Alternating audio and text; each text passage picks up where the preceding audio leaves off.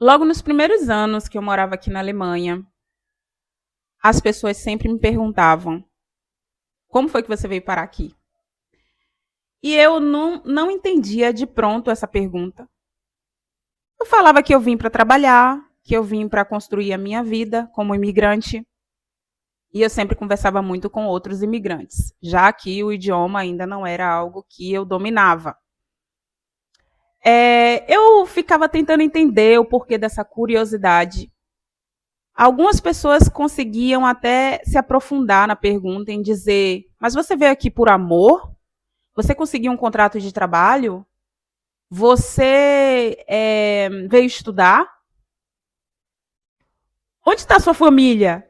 Nossa, a sua família está toda no Brasil? Só você está aqui? Você conhece alguém aqui na cidade? E o que é que estava por trás dessas perguntas? Era o fato de que a maior parte das pessoas que vieram para cá, para a Alemanha, vieram por algum desses motivos. E eu vim parar aqui na Alemanha porque eu vim viver uma experiência internacional. Inicialmente, eu não pensava em me manter aqui, morar aqui, nada disso. Eu queria ter a oportunidade de conhecer outras culturas, de poder aprender um novo idioma. E até ali no começo, na página 1, era isso aí. Só que depois de conversar e conviver com outros imigrantes que tinham e vieram para cá em um contexto diferenciado do meu, eu fui entender o porquê desse nível de curiosidade. Muitas pessoas que vêm para cá vêm porque se apaixonaram por um alemão ou por uma alemã. Ou chegaram aqui com uma promessa de trabalho na área de TI, na área de desenvolvimento de software, qualquer coisa assim, elevadores. Ou outros ainda vieram para cá para aprender o alemão porque tem nacionalidade alemã e quer se aprofundar na língua, no idioma da sua nacionalidade. Eu cresci acreditando que eu precisava salvar a minha família. Só que eu aprendi que eu não precisava salvar ninguém tendo a experiência de ter vindo morar no exterior. E tudo o que esse processo de imigração foi me ensinando para que eu entendesse de fato que sim, a família é muito importante. Quando as pessoas me perguntavam: a sua família, eu sentia até um pouco de culpa pelo fato de eu ter deixado toda a minha família para trás.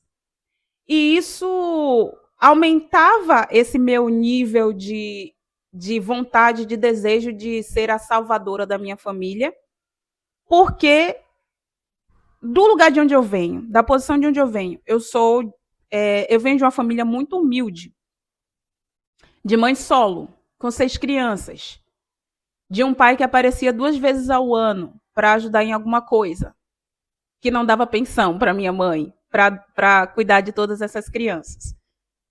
Eu venho de um contexto de muita escassez e desorganização familiar.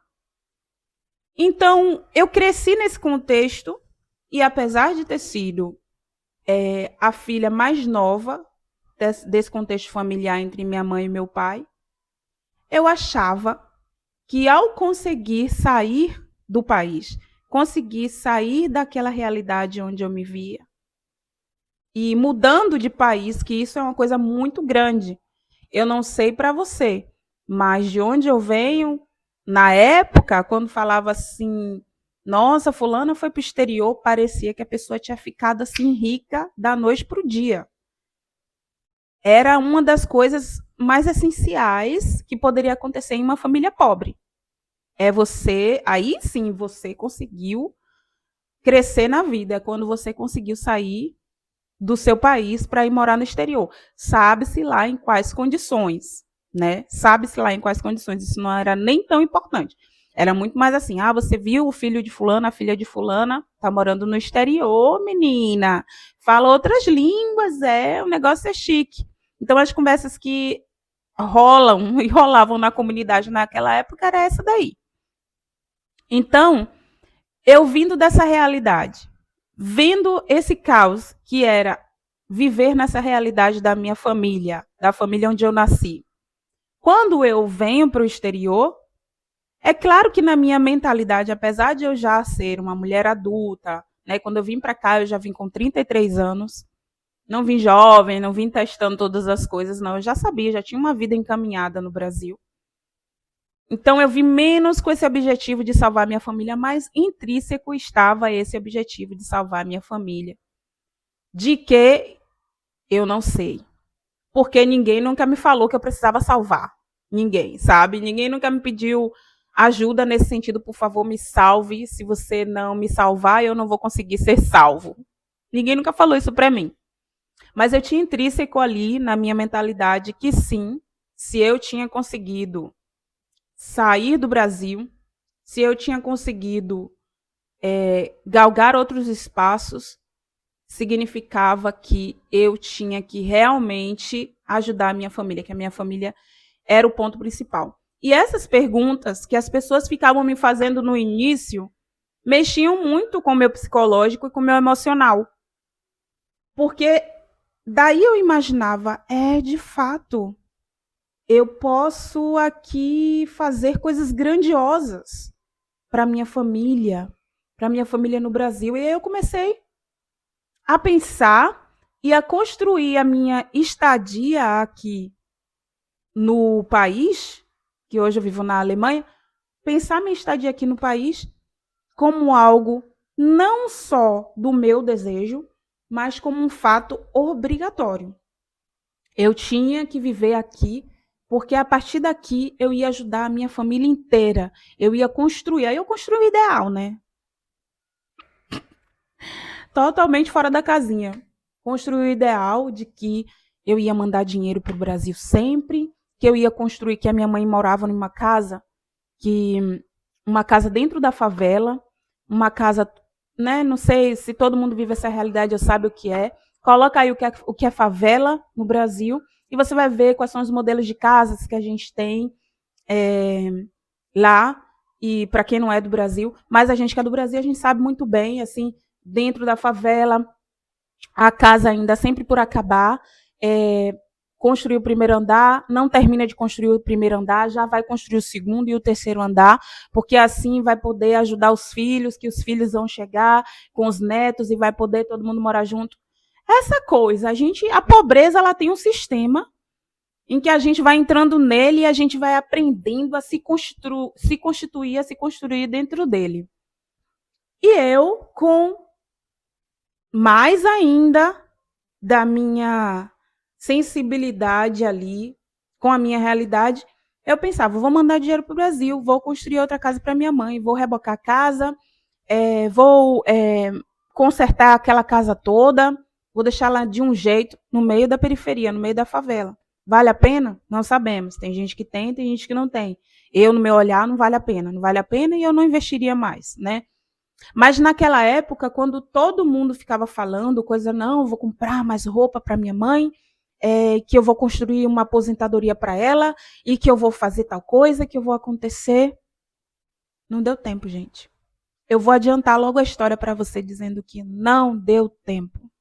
Não deu tempo de fazer tudo isso e nem a minha mãe queria que eu fizesse tudo isso. A minha mãe sempre disse para mim assim, vai cuidar da tua vida. Vai fazer teu rumo. E eu fiquei aqui, com a oportunidade de me concentrar, de aprender o idioma com mais agilidade, de buscar outros tipos de oportunidades de onde eu estava, de buscar outros caminhos. Eu não, fiquei concentrada lá, Morava aqui na Alemanha e pensando no Brasil. Morando aqui na Alemanha e pensando em como é que eu ia salvar todo mundo no Brasil. Então, esse aprendizado de quem vem de baixo, né? Quem vem dali da pobreza, que vem ali de classe popular, a gente aprende que a maneira correta é assim.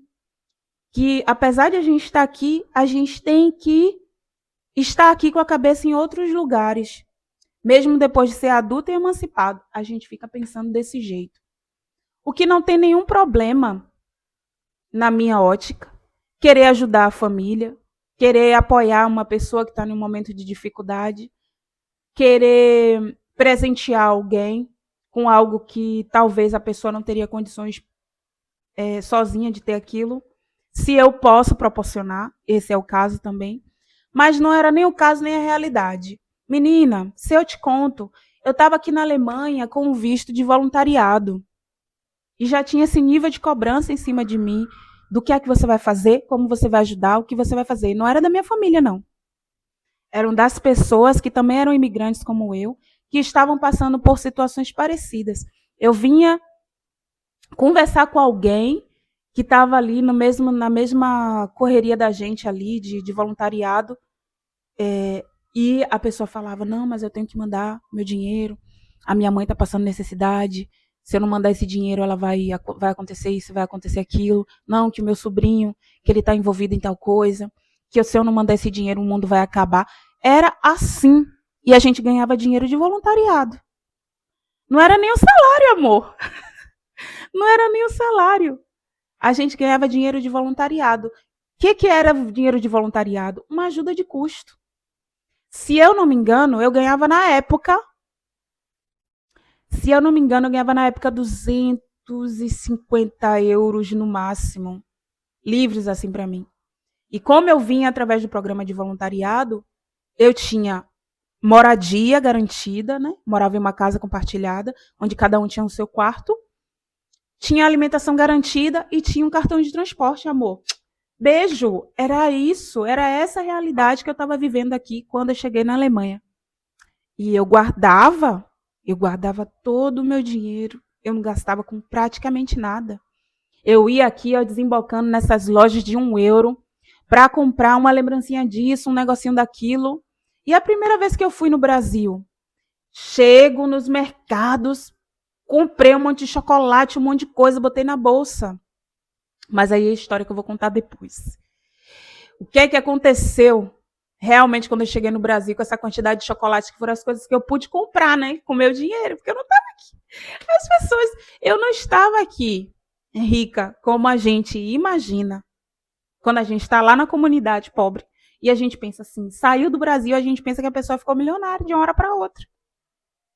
Não é assim. Não é assim.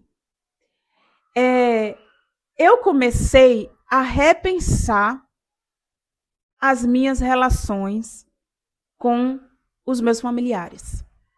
Depois que eu tive a oportunidade de vir ao Brasil, dentro de um período de já foi um período mais ou menos de 1 ano e 6 meses, porque eu fiz o voluntariado em 1 ano e depois eu comecei a fazer um Ausbildung, que é um curso de formação, para começar a trabalhar aqui na Alemanha.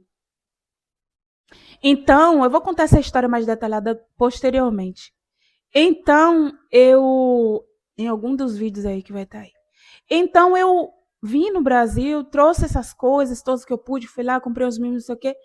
E aí, quando eu fui entregar na minha família, né, toda feliz da vida, fruto do meu esforço, passei 1 ano e meio aqui ganhando uma merreca, peguei todas as minhas reservas, também mandei dinheiro, juntava dinheiro para mandar dinheiro para o Brasil.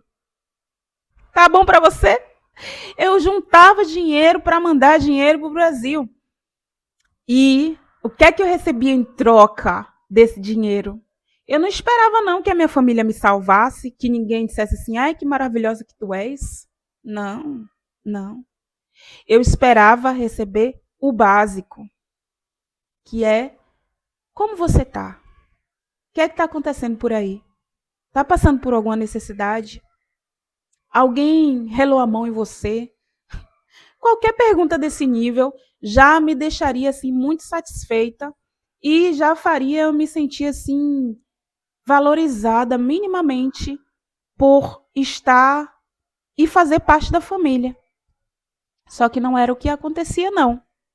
Não era o que acontecia. E quando eu cheguei com minha malinha cheia de chocolate, cheia de doce, cheia disso para dar para os sobrinhos, para dar para os irmãos, para os amigos, fora os amigos que ficaram super felizes, as pessoas da minha família foi tipo assim, ah, é isso que você trouxe pra gente?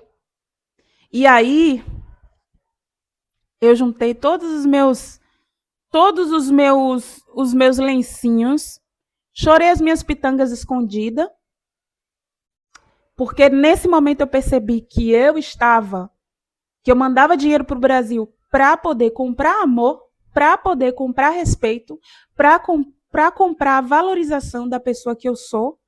Eu fazia isso.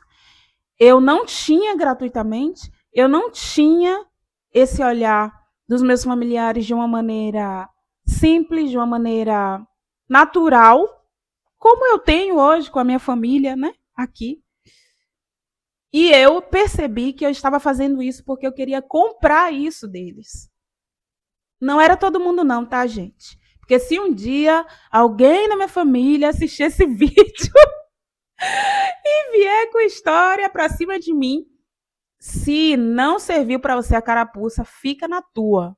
Fica na tua, porque eu não estou mandando recado para ninguém também. Eu só estou contando a minha versão da história, que para as outras pessoas pode ter tantas outras versões, mas era como eu me sentia. Então, nesse dia que eu entreguei o melhor de mim, de todo o dinheiro que eu consegui juntar, de todas as coisas,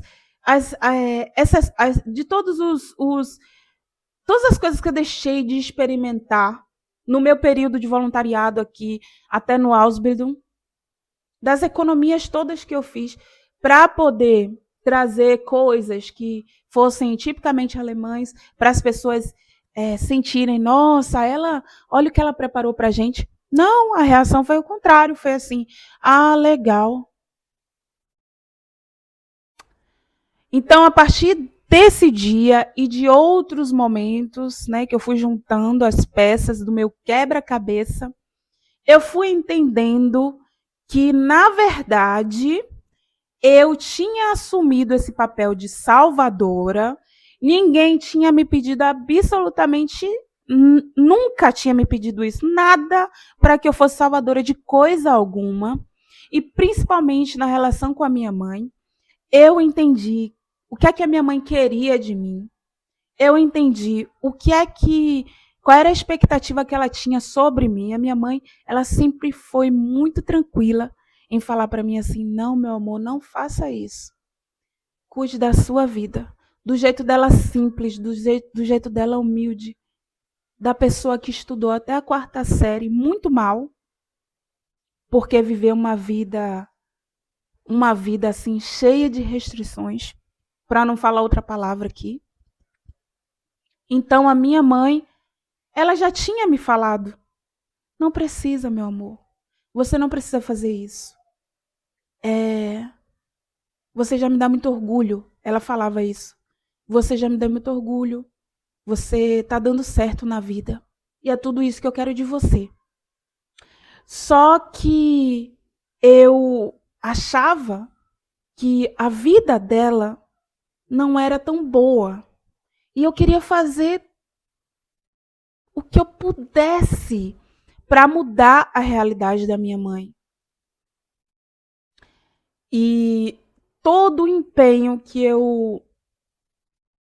tudo que eu me dedicava, todo o empenho que eu entregava para conseguir facilitar alguma coisa para ela, para mim era super válido e me fazia muito bem. Então, dela eu não esperava nenhum tipo de reação, não. Porque para mim a minha mãe era a coisa mais sagrada e incrível e poderosa do mundo.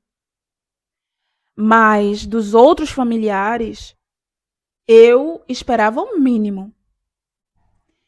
E quando percebo que eu estou tentando comprar esse mínimo, eu dou passos atrás. E aí, eu começo a enxergar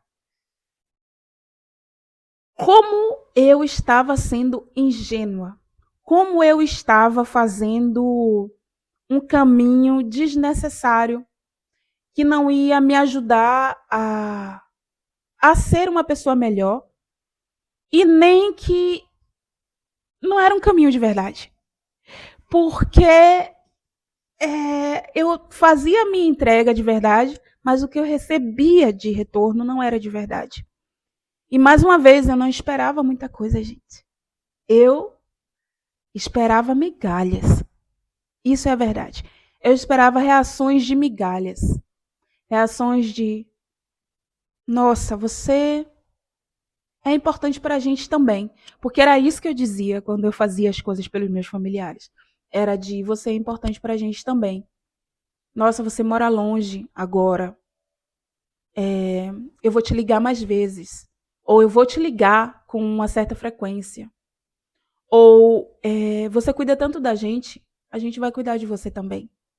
Era o mínimo. Isso para mim eram migalhas. Só que aí eu entendi.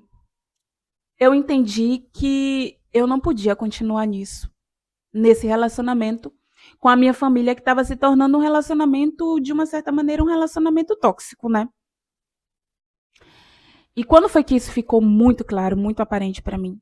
Quando eu me tornei mãe.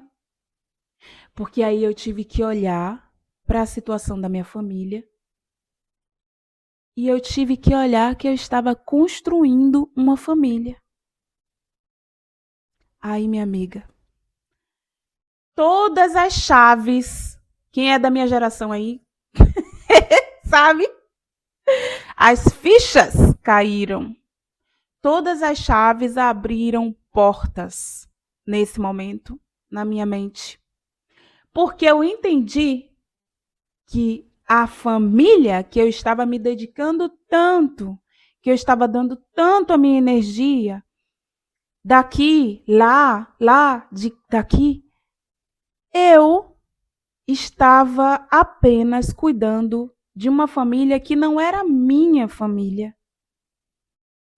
A família que é a família definida pelos seus pais, pelos seus parentes, pelas pessoas que te criaram, ela não é a sua família. Você já parou para pensar nisso? Você já entendeu isso em algum momento? A família que você nasceu não é sua família. A família que você nasceu é a família do seu pai com a sua mãe. No meu caso, existem vários contextos de famílias. Tem famílias de diversos tipos. Eu estou falando do meu caso, que era composta por um pai e por uma mãe. Essa família não era minha. É a família do meu pai e da minha mãe. E ali eu só nasci. Eu não escolhi, eu não tomei decisões, eu não cultivei, eu não decidi por isso. Eu apenas nasci naquela família. Eu fui trazida e o que é que o meu pai e a minha mãe tinham que fazer? Já que eles eram os geradores daquela família. Porque a gente só nasceu quanto família porque o meu pai e a minha mãe se uniram e decidiram fazer a família. Não foi porque eu cheguei e disse, eu quero uma família e eu vou lá criar. Eu falei isso e fiz aqui, quando eu comecei a criar a minha vida aqui, na Alemanha. Quando eu cheguei nos meus 34, perto dos 35, eu falei, bom, gente, como eu ia dizendo, tá na hora, né? Tá na hora, tá na hora. Vamos criar a minha família, porque eu não vou viver nesse mundo aqui só para isso, só para trabalhar, só para enriquecer os outros, porque eu só trabalhando só para os outros, sem empreender para mim direito, sem fazer um monte de coisa para mim, que também é essencial.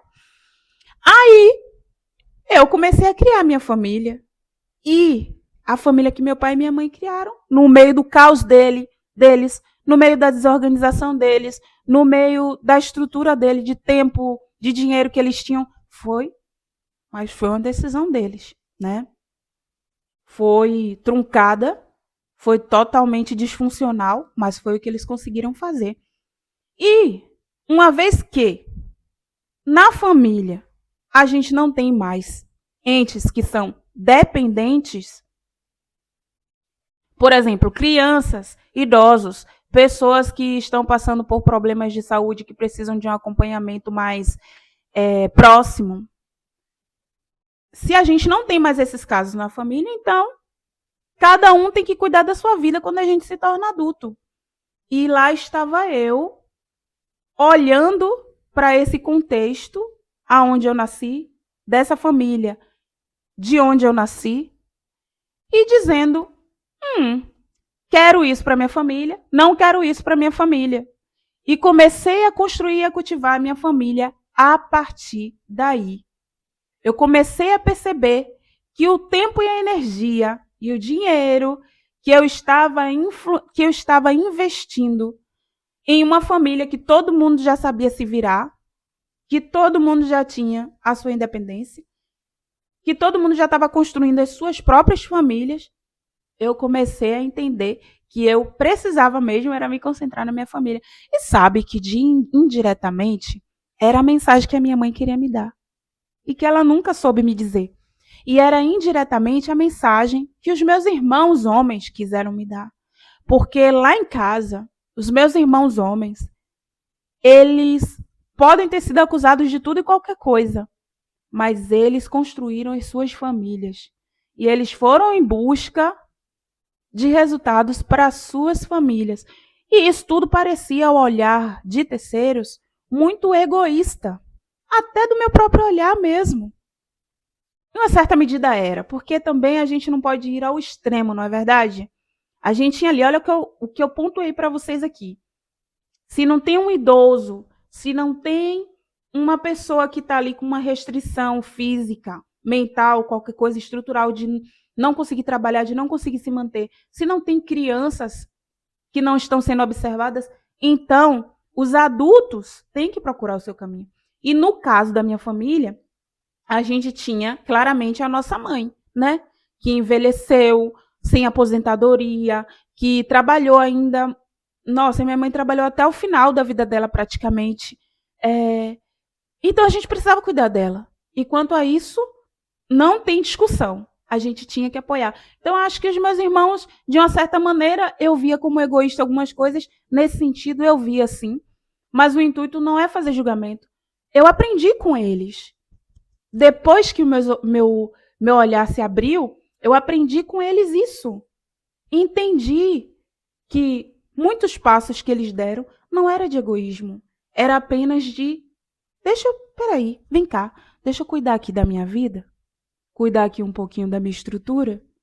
Deixa eu cuidar aqui um pouquinho, porque aí já nasceu um menino ali, já nasceu uma menina ali. Deixa eu ver aqui quanto é o leite, a roupa, as coisas.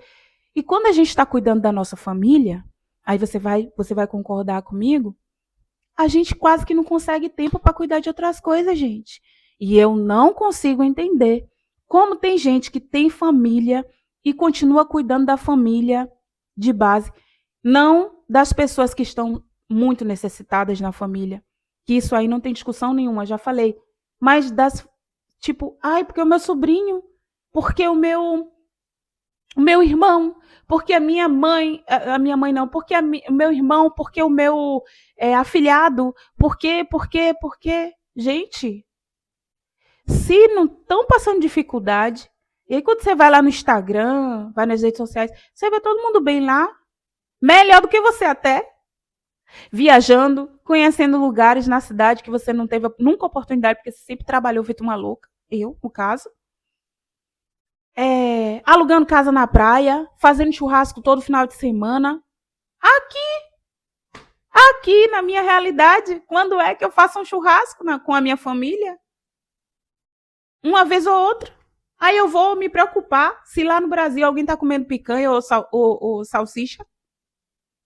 Não vou me preocupar, não tenho condição. Não dá tempo. Não dá tempo de se preocupar. Quando você para cuidar só e unicamente do que você está responsável para cuidar, você não tem tempo. Eu só tenho uma filha. A minha mãe teve 6. E eu conheço famílias e famílias que têm vários. Toda honra para vocês. Parabéns, aplausos.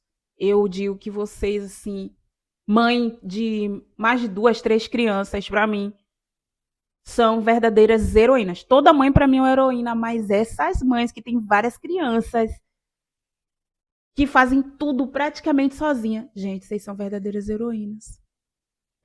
Mas eu não quero ficar dando capa de heroína para vocês também, não. Sabe por quê? Porque sempre tem um final para quem é heroína. E o final não é legal.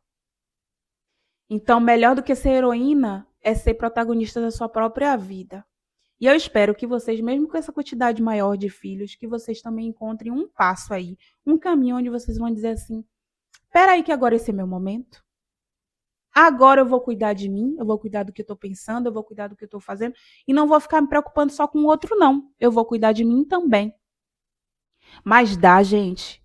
Dá muito trabalho você cuidar da sua filha, você cuidar dos seus filhos, você cuidar do seu futuro, cuidar da sua família, cuidar de você mesma.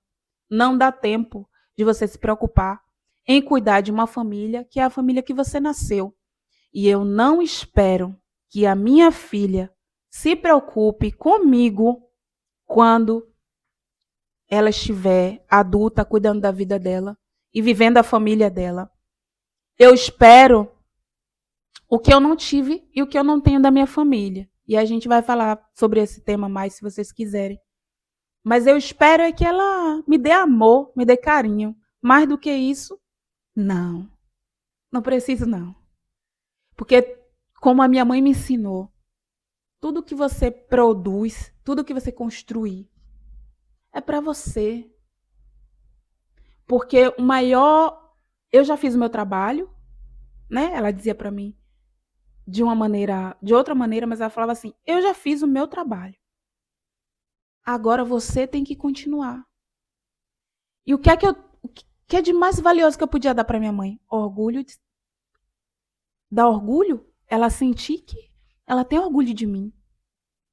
Que eu fiz escolhas que foram acertadas no meio de tantos erros que a gente comete na vida, porque a gente comete vários erros. Sempre. Todo dia. Toda hora.